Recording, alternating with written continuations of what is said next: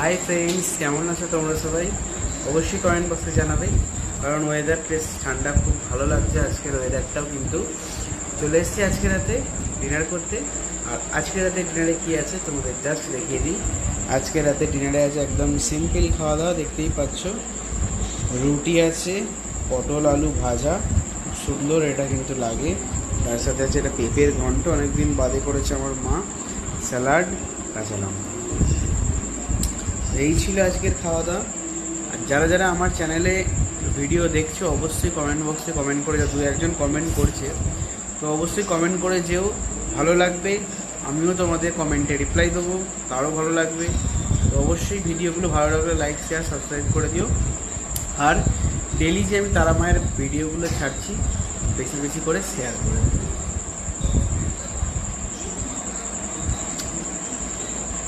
বাহ, খুব সুন্দর,